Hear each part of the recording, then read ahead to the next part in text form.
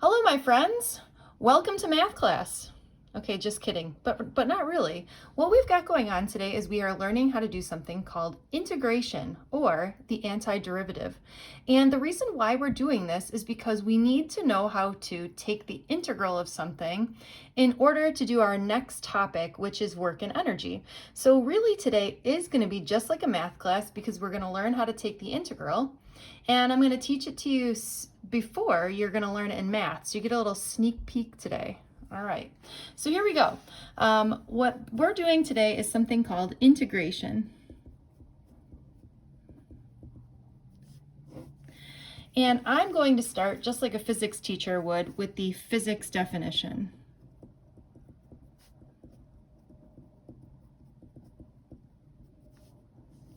Okay, so in physics, where we're going to say that the integral is the area under the curve.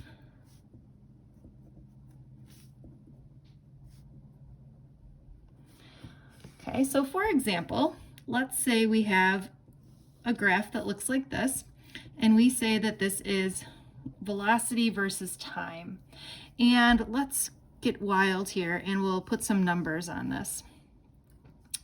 All right, and I'm going to say that this right here is 4 and this is 2. Okay, and I want to know what is the area under the curve.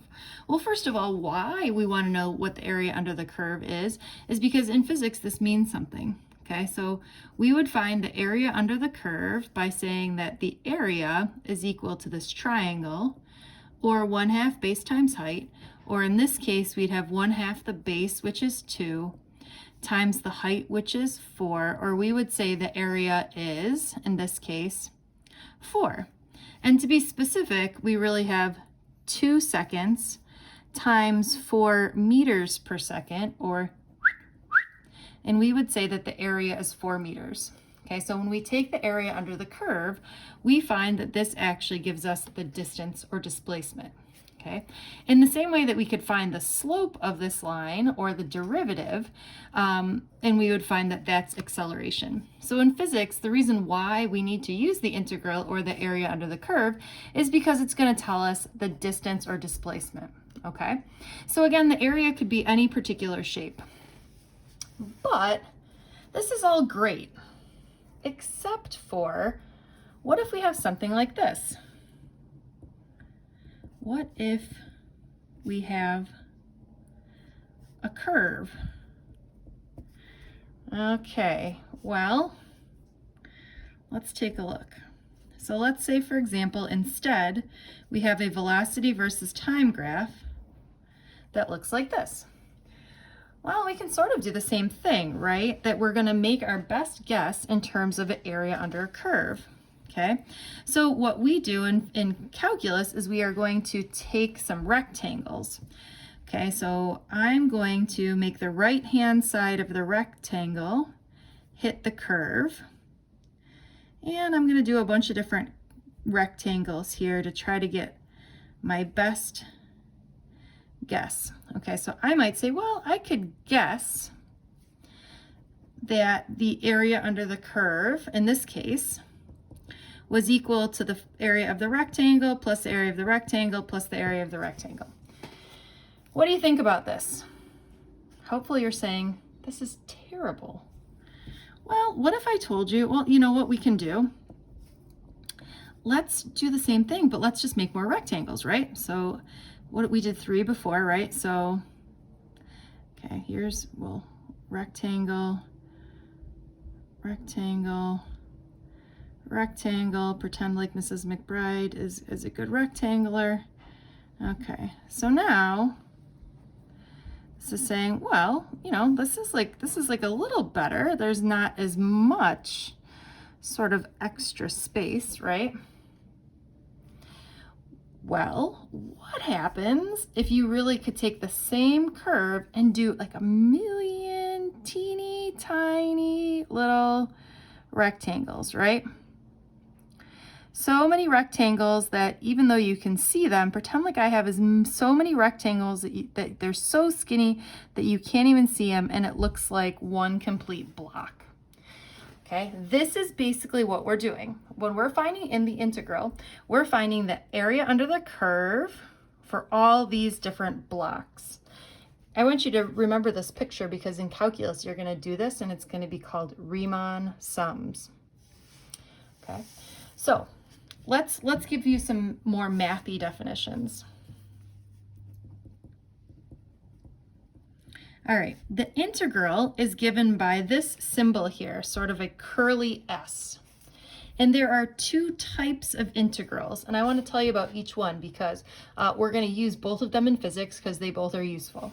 Okay, the first one is called an indefinite. Okay, an indefinite integral is the inverse of the derivative. Okay, or this is called the antiderivative. Okay, and then we're also going to do something called a definite integral. Okay, a definite is a certain limit of approximating sums. Okay, that doesn't really mean a lot to me, but a definite integral is what we do in physics all the time, where we want to find the area under the curve from 0 to 2 seconds. We know that there's more area under the curve over here, but we only care about a definite part of it. Okay, we don't care about the whole thing. We only care about a certain piece. Okay, so how do we actually take the integral of something? Well, first thing we could do is we could just guess. All right, so let's first just guess. All right, so what would we do? So let's say, for example, I have a problem that I say the derivative of y with respect to x is 2x. And my question to you is, well, what was y then? Right? So if I take y and I take its derivative, I get 2x. Well, what do you think y was? Okay, well, what do you think? Take a guess. What, when you take its derivative, gives you 2x? Well, I'm hoping you say, I think it's x squared, because when I take the derivative of this, I get 2x. And guess what? You would be right. The problem is, you could also be wrong. What if it was x squared plus 5? What's the derivative of that? Well, the derivative of that is 2x. What if it's x squared plus 25? The derivative of that is also 2x. What if it's x squared plus 2,500? Okay, what I'm basically saying is that this here could really be any constant, and we don't really know what it is because when we take the derivative of it, it goes away. Okay, so I'm saying that y could really be x squared plus c, where c is a constant.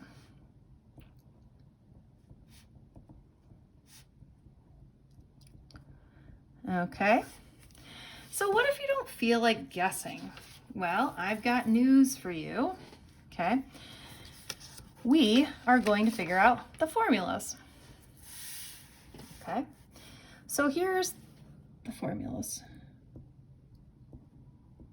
All right, formula number 1 says that if you take the integral of something, okay, if you take the integral dx, I'm going to show you how each one of these works, so I just want you to go for it right now.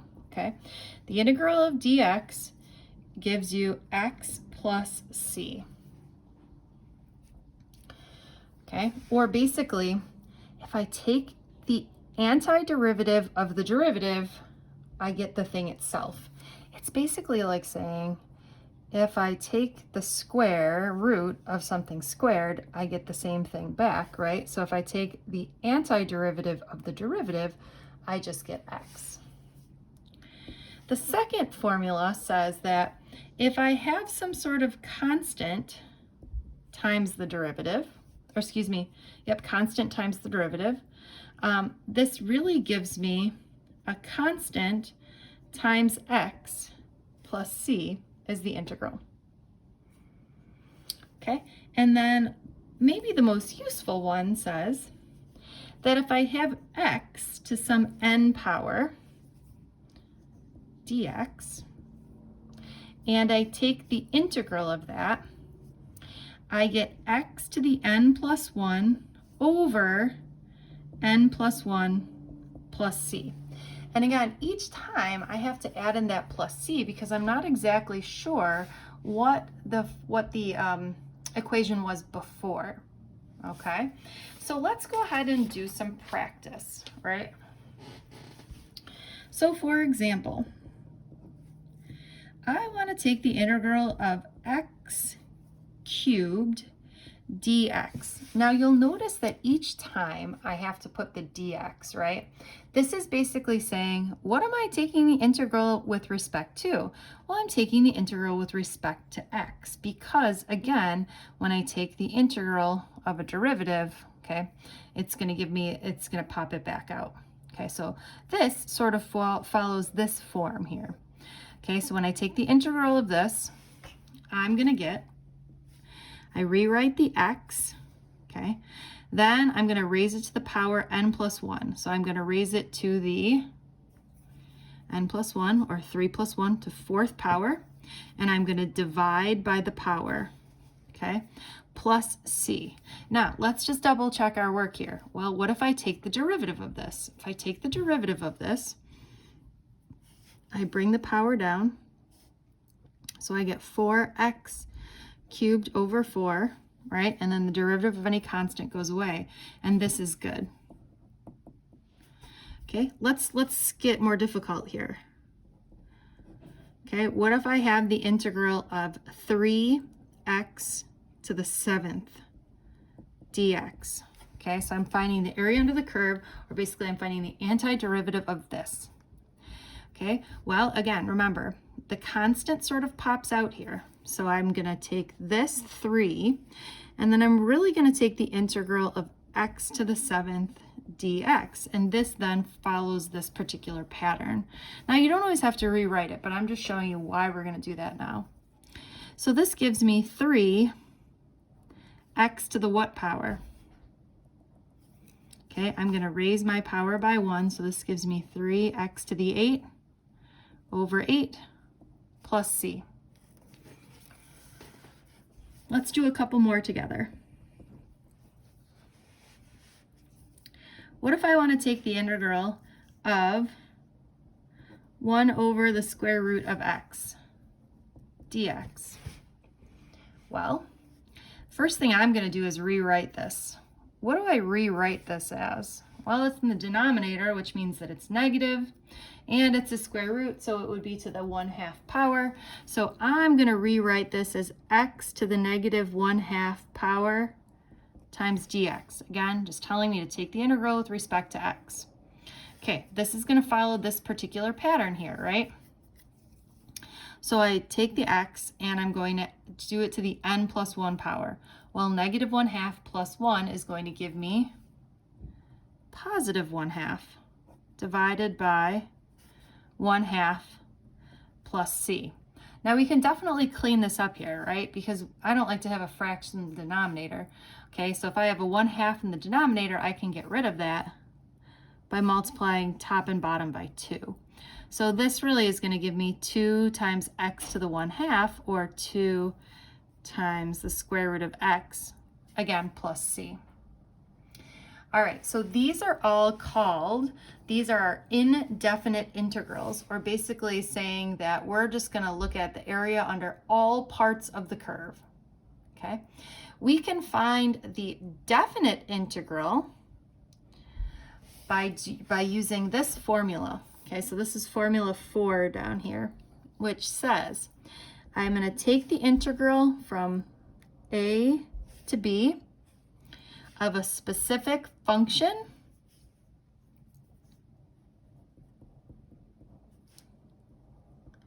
Okay, meaning that when I find this, okay, this is going to give me some function, and I'm going to evaluate it from A to B.